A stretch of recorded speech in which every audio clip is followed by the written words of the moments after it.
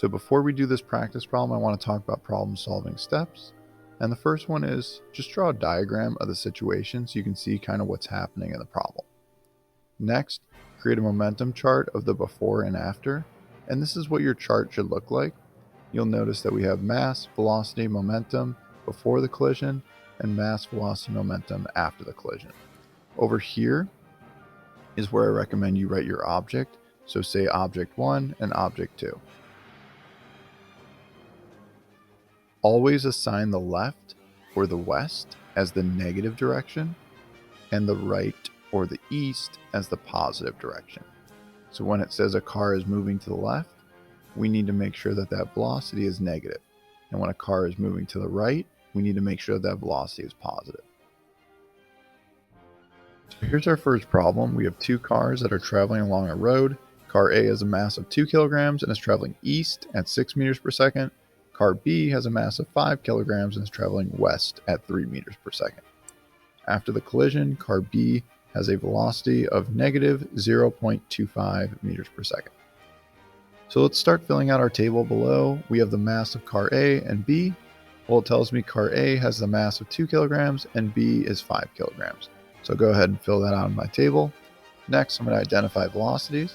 Car A is moving to the east, so that should be positive 6, and car B is traveling to the west, so that should be negative 3. Now I need to solve for momentum, and momentum is just mass times velocity. So for car A, that's 2 times 6, that gives me 12, and for car B, that's 5 times negative 3, that gives me negative 15. Now that I have the momentums, I can solve for total momentum by just adding those up. 12 plus negative 15, that's going to go ahead and give me negative 3 for my total momentum before. I know that total momentum before is equal to total momentum after. So I should have negative 3 after the collision as well. It also tells me that car B has a velocity of negative 0.25 meters per second after the collision. So I'm going to add that information to my table as well. And then I'm going to notice that mass does not change. These objects are still apart, so they should still have the same mass that they started with. So car A is 2 and car B is 5. And now I can kind of do like a Sudoku type thing and solve for my missing row or column. So I find out that the momentum after for car B is 5 times negative 0.25. That's going to give me negative 1.25 for my momentum after. And now to solve for the momentum after of car A. Alright, so if we're solving for car A's momentum here, we need to remember that momentum is conserved. So the momentum after the collision should be equal to car A's momentum plus car B's momentum. We know what the momentum after the collision is. I'm just going to write that down here, negative 3. And the momentum of car A we don't know, but the momentum of car B we do know. That's negative 1.25. So now we can just go ahead and add this over to the other side and solve. We find out that car A's momentum should be equal to negative 3 plus negative 1.25. That's going to give us negative 1.75. And perfect, we get the right answer. Now that we have the momentum of car A, we can go ahead and solve for the velocity of car A. We remember that momentum equals mass times velocity. So the momentum of car A was negative 1.75. The mass of car A was 2, and the velocity is what we're solving for.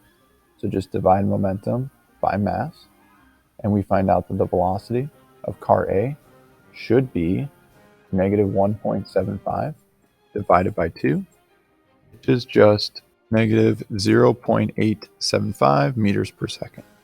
Awesome. And we can just fact check all this just by adding up our momentum and making sure that it equals the total. So if we look at the beginning, 12 plus negative 15 equals negative 3, we're good. Negative 1.7 plus negative 1.25 equals negative 3, we're good. So we know that we solved this problem correctly. So let's take a look at our first example problem here. And it says 2 meatballs are speeding directly towards each other. One is a 4 kilogram meatball moving with a velocity of 6 meters per second, and the other has a mass of 2 kilograms and a velocity of negative 4 meters per second. if they collide inelastically, meaning that they're going to stick together, what will be the velocity of the resulting 6 kilogram meatball immediately after the collision. So first thing we want to do is identify any given information here in our momentum chart. Well, it tells us meatball 1 has a mass of 4 kilograms and meatball 2 has a mass of 2 kilograms. So I'm going to go ahead and write that down here in my table. I'm also just going to add up those total masses, and I figure out that when they're added together, it's 6, which is what it tells me in the problem here, that after they collide with each other, the resulting meatball has a mass of 6 kilograms, which makes sense because if we are having those two meatballs stick together, their masses are just going to add to each other. Next, we're going to go ahead and identify velocity, and it says meatball 1 is 6 meters per second and meatball 2 is negative 4 meters per second. So go ahead and put that in our momentum chart as well. And then our last step is just to figure out momentum. So momentum is just mass times velocity.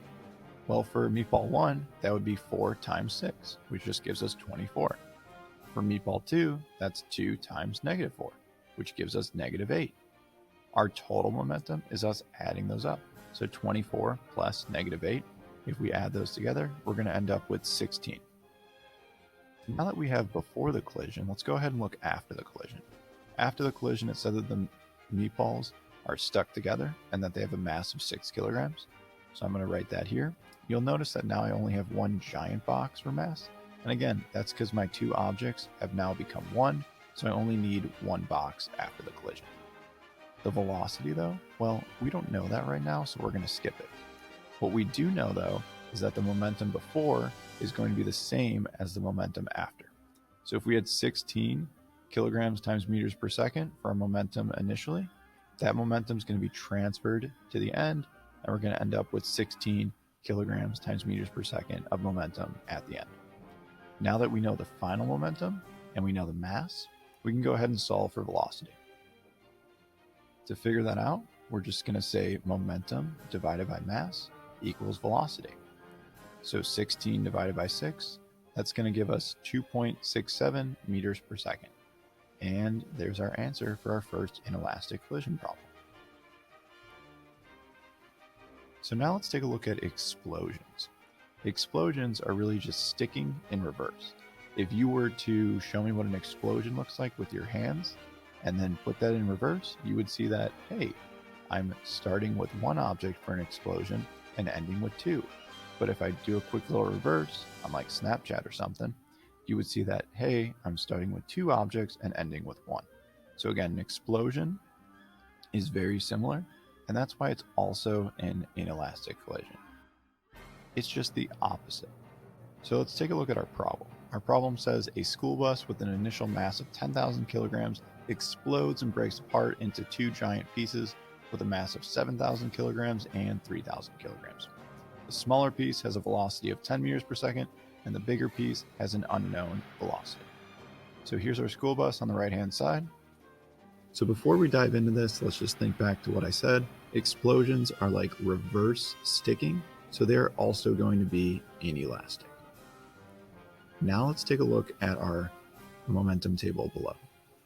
So before the collision, and by collision we just mean explosion, what's the mass of the school bus? Well, that's 10,000 kilograms. What's the velocity of the school bus? Well, before it explodes, it's just at rest, it's not moving. And this is going to be the case 99% of the time for explosions. So now that we know that the velocity is 0 and the mass is 10,000, well, what's the momentum? Momentum is just mass times velocity. 10,000 times 0, that's just 0. So the initial momentum for an explosion, assuming it's not moving, is always going to be 0. So if we know the momentum before, that means that we're going to know the momentum after. And if it's 0 in the beginning, it's going to be 0 at the end. So now let's identify what the masses are. Well, the bigger piece had a mass of 7,000 kilograms, and the smaller piece had a mass of 3,000 kilograms. So the final velocity of the small piece, it tells us is 10 meters per second. So we can go ahead and put that there. And then to figure out the momentum, well, we just need to multiply the mass times the velocity. So 3,000 times 10, that's going to give us 30,000 for the momentum after the collision for the small piece. Well, we know that the total momentum should equal 0. So what does that mean? if the small piece's momentum's 30,000, the big piece needs to have a momentum of negative 30,000. Because if we add those two together, we'll get 0. Now that we know the big piece's momentum, we can go ahead and solve for velocity by taking the momentum, negative 30,000, and dividing it by 7,000. We find out that the velocity of the big piece should be about negative 4.3 meters per second. This is just telling us the big piece is moving to the left at a slower velocity, and the small piece is moving to the right with a faster velocity.